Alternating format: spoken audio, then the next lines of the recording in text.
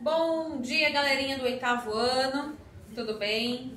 Espero que vocês estejam bem, com a graça de Deus, que Deus continue abençoando e protegendo nossas respectivas famílias e a nós, né? Amém.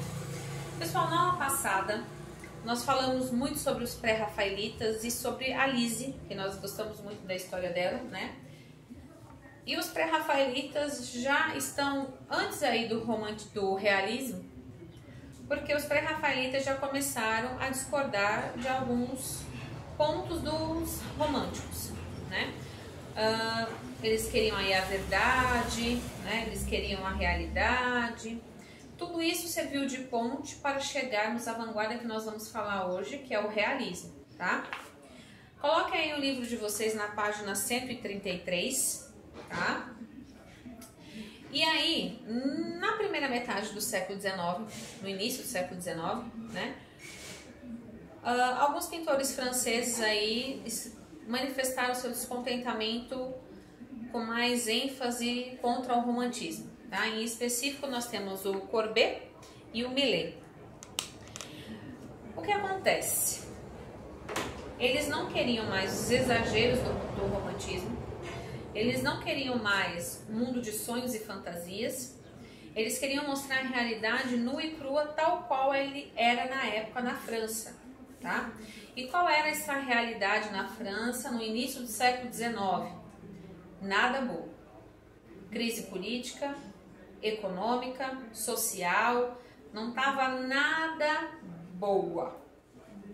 E aí, obviamente, quando a situação se encontra desse patamar em um país, o que começa a acontecer? Manifestações, começam a acontecer pequenas revoltas, né? E, obviamente, isso chegou a um patamar bem profundo até que chegou na Revolução de 1848, né? Que aí os motins explodiram tudo de uma vez, é tipo uma panela de pressão, né? Quando ela vai pegando pressão e até que não se contém mais aquilo, né? E assim era a realidade política e social e econômica na época da França, no século XIX, início, tá? Então, Courbet e Millet queriam manifestar isso na arte também.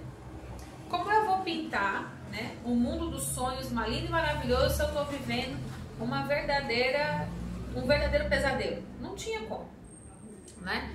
E eles começaram a fazer a arte de uma maneira muito diferente, chocante às vezes, mas era o que tinha, era o que era a realidade, então era o que eles queriam pintar. Inclusive aí tem um quadro na página 133 de vocês, de Ernest Meissonier, que chama A Barricada, Rua do Necrotério. Esse. Aqui são os manifestantes, os rebeldes, podemos dizer assim, assassinados aí pelas questões que eu acabei de mencionar, política, social, econômica, enfim, lutando contra, né? Obviamente, quando a classe se levanta contra os poderosos sempre, né, atingem com violência a classe popular, para conter, para abafar, né? E acaba resultando em mortes, porque eles também não querem ceder, então acaba que a corda sempre arrebenta pelo lado mais fraco, né? Então, conhecendo aí esse contexto social e histórico da época, nós vamos entender as mudanças na arte, tá? Vamos mencionar também aí embaixo uma moça chamada Émile Zola. Ela era adepta do naturalismo. E o que tem a ver o naturalismo com o realismo? Tudo. Só para que vocês entendam que eu já falei isso, mas vou tornar a repetir, quando uma vanguarda começa com mudanças, né, de pensamento, isso pipoca em vários setores, desemboca em vários setores. E aqui o naturalismo desembocou na literatura. Inclusive, nós temos um romance brasileiro chamado O Cortiço, né, que ele fala do ser humano da seguinte forma: a mocinha do livro, ela é corrompida pelo meio que ela vive. Para os naturalistas, para o naturalismo, né, a sociedade, o homem é o fruto da sociedade. Ou seja, se o homem é mau, é porque a sociedade projetou esse homem para ser mau. O que diferencia do realismo, porque para os realistas, para o realismo, o ser humano, né, ele dialoga com a sociedade, né? Ele não é um produto da sociedade, porque ele consegue fazer as suas interfaces. Para o naturalista, não. Ele já está programado a ser tal coisa pela sociedade, tá? Então, essa é a diferença. Mas o naturalismo pegou raízes lá no realismo para se firmar também, tá bom? Isola, ela escreve um texto bem interessante, só para que vocês entendam como isso desembocou na literatura. Inclusive, vou disponibilizar para vocês, né, o livro, o Cortiço, em quadrinhos, para que vocês entendam como é essa pegada naturalista e realista. Porque, obviamente, mesmo eles divergindo, né, nos pontos do que diz o que é o ser humano, mas o Cortiço, ele mostra a realidade brasileira na época.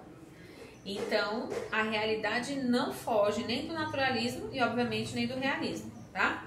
Então, eu vou ler o trecho aí para vocês, mas antes, vou pedir que vocês peguem aí o marcador, né? Enfim, o que vocês grifem, coloquem flecha, cola adesivo, enfim. Lá na página 133, lá no primeiro parágrafo, vocês vão grifar a seguinte parte. Com isso, eles queriam retirar da arte o exagero emocional e dramático que o romantismo trouxe, passando também a destacar como temática o mundo que vivia, tá? Esse aqui era o objetivo dos realistas, do realismo, tá? Então, por isso que eu pedi para vocês grifarem, tá? E aí, depois que vocês grifarem, vocês abram o livro de vocês na página 134, tá? E aí eu vou ler para vocês esse pequeno texto aqui de Zola. Diante da pachorra dos mineiros, que discutiam, dizendo que ninguém era melhor juiz da segurança do que eles, o engenheiro encolerizou-se. Como é? Vamos de uma vez. Quando estiverem com a cabeça esmagada, quem é que vai sofrer as consequências? Vocês? Claro que não. É a companhia. Ela terá de pagar as suas pensões ou das suas mulheres. Já sabemos muito bem como são. Para terem no fim do dia 2 vagotes a mais na conta, são capazes de largar a pele. Marreu, apesar da cólera que pouco a pouco se apossava dele, conseguiu falar com calma. Se nos pagasse melhor, poderíamos pensar nessas coisas. O engenheiro deu de ombros sem responder. Tendo acabado de descer até o fundo, falou lá de baixo. Tem 1 hora para fazer esse trabalho. E estão avisados de que a empreitada vai ser multada em 3 francos. Os gritadores receberam essas palavras com um surdo murmúrio de descontentamento. Só a força da hierarquia, essa hierarquia militar, que do trabalhador menor ao capataz da mina, curvava a todos, uns por baixo dos outros, retinha-os. Então era possível que uma pessoa se matasse num trabalho de escravo, no fundo dessas trevas horrendas, e nem sequer conseguisse ganhar os poucos tostões para o pão de cada dia? Então, aqui, nesse texto naturalista, a gente vê a realidade, a gente vê aqui a exploração, a gente percebe que tem um engenheiro, obviamente se tem um engenheiro, tem ali o pedreiros, tem, ou pode ser serviço de mina, enfim. A gente entende que tinha uma hierarquia e que essa hierarquia sugava a classe trabalhadora.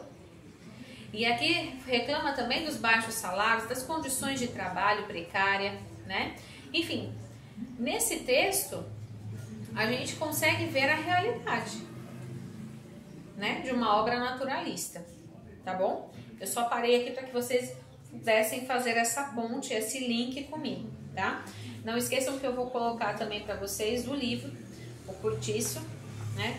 E espero que vocês tenham paciência de ler, do Luiz de Azevedo, que é uma trama fantástica e é muito rápida de ler, porque vai estar em quadrinhos, né? Uma linguagem visual e, enfim, eu acho que vocês vão curtir, tá? E agora nós vamos falar sobre as características das obras realistas. Obviamente, quem não podia faltar?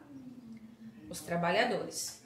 Só que dessa vez, esses trabalhadores estavam sendo pintados não de uma forma de humor para humor, não de uma forma vergonhosa, não.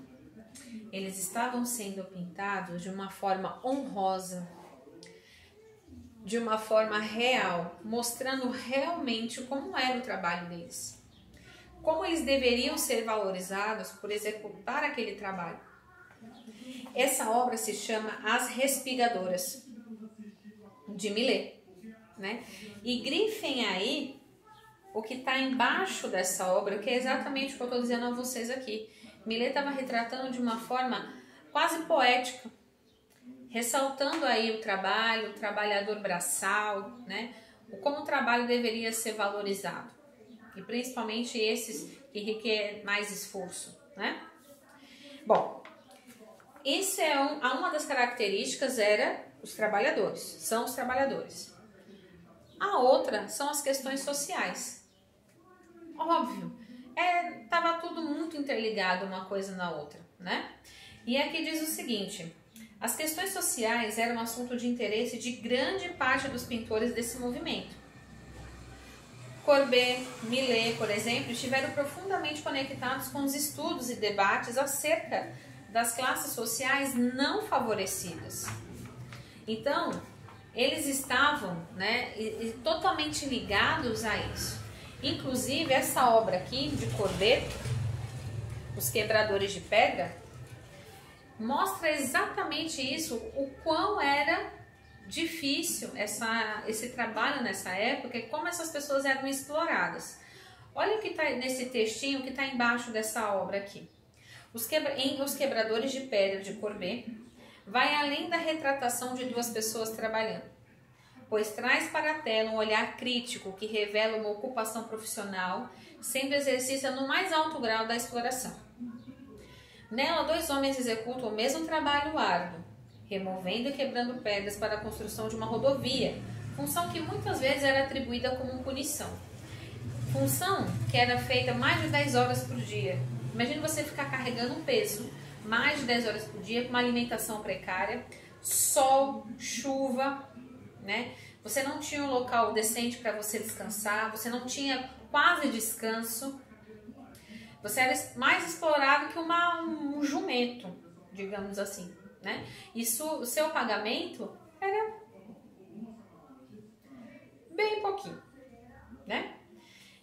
Então, as questões sociais não poderiam deixar de ser retratadas no realismo e nem muito menos os trabalhadores. Essa classe operária, esses trabalhadores braçais, eles eram extremamente citados nessas obras, tá? E aqui também fala a realidade retratada como ela é. Na página 136, mais uma vez menciona Courbet, que coloca que ele tinha que retratar, né, a realidade, mesmo com as questões sociais injustas, os problemas, ele tinha que retratar exatamente como era, tá? Dessa maneira, já não importava para os pintores realistas se o resultado da obra estaria ou não o conceito de belo aceito e apreciado, né, pela sociedade e pela academia. Essa rejeição à idealização artística e o enfoque na realidade proposto pelo realismo causaram grande efeito no século XX, na arte do século XX, tá? Então, aqui está falando mais uma vez aqui as moças, né, voltando lá do campo, ele retratando, né?